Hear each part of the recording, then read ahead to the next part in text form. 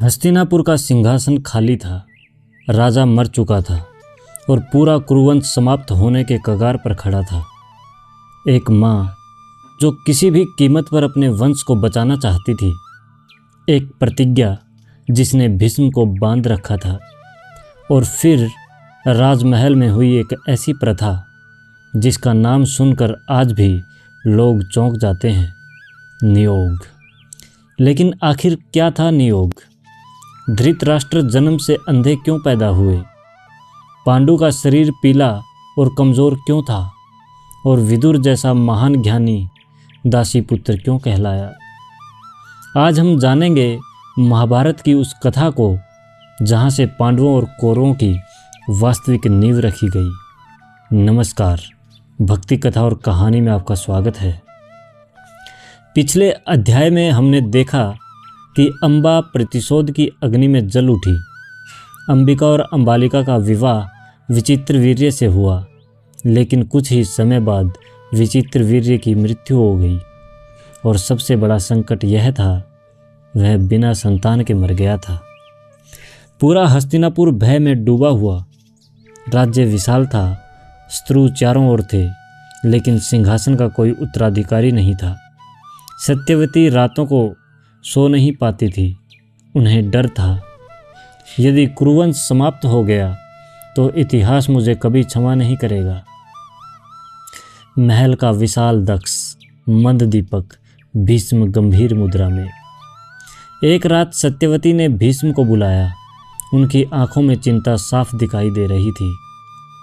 सत्यवती कहती हैं, पुत्र, हस्तिनापुर संकट में है, कुरुवंश समाप्त होने वाला है। भीष्म शांत रहे। तुम अपनी प्रतिज्ञा त्याग दो, अंबिका और अंबालिका से विवाह कर लो, वंश को बचा लो। यह सुनकर भीष्म भीतर से हिल गए। उनके सामने पिता को दिया वचन और कुरुवंश का भविष्य दोनों खड़े थे, लेकिन भीष्म के लिए प्रतिज्ञा ही उनका धर्म थी। भीष्म ने कहा, माता, मैं प्राण त्याग सकता हूँ, लेकिन प्रतिज्ञा नहीं तोड़ सकता। सत्यवती समझ गई, भीष्म कभी नहीं बदलेंगे। तभी उन्हें अपने उस पुत्र की याद आई जो वर्षों पहले जन्म लेते ही जंगलों में चला गया था, वेदव्यास। सत्यवती ने ध्यान लगाया और उसी क्षण महल का वातावरण बदलने लगा। तेज हवा चलने लगी, दीपक कांप उठे, और फिर एक काले वस्त्रों वाला तेजस्वी ऋषि महल में प्रकट हुआ, महर्षि वेदव्यास। वेदव्यास का स्वरूप अत्यंत प्रभावशाली था। लंबे जटाजूट, घनी दाढ़ी, तपस्या से दमकती आंखें, शरीर पर वनवासी वस्त्र। उनका तेज इतना प्रबल था कि साधारण मनुष्य उनकी ओर सीधे देख भी नहीं सकता था। सत्यवती कहती हैं, पुत्र, वर्षों बाद अपने पुत्र को देखकर सत्यवती भावुक हो उठी। वेदव्यास शांत स्वर में बोले, माता, आपने मुझे स्मरण किया, क्या कारण है? सत्यवती ने हस्तिनापुर की स्थिति बताई। तब वेदव्यास कुछ क्षण मौन रहे, फिर बोले, धर्मशास्त्रों में एक प्रथा है, नियोग।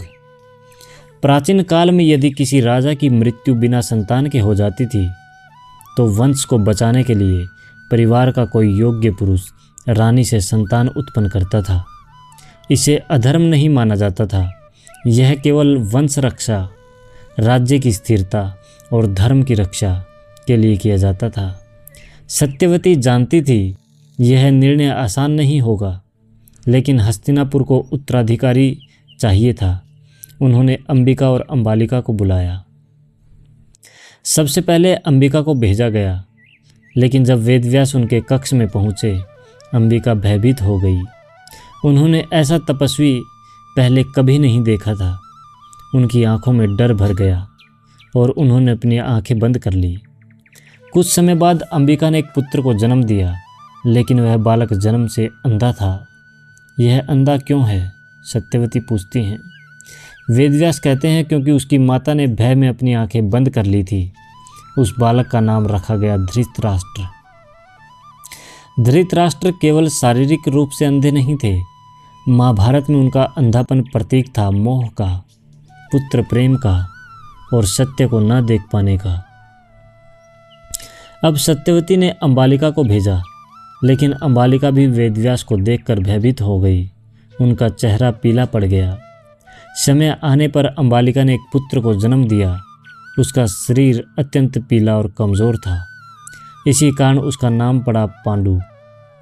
पांडु का अर्थ होता है पीला, लेकिन नियति ने उसे महान योद्धा बनने के लिए चुना था। अब एक पुत्र अंधा था, दूसरा कमज़ोर। सत्यवती संतुष्ट नहीं थी। उन्होंने वेदव्यास से एक और बार नियोग करने का आग्रह किया, लेकिन अंबिका भयभीत थी।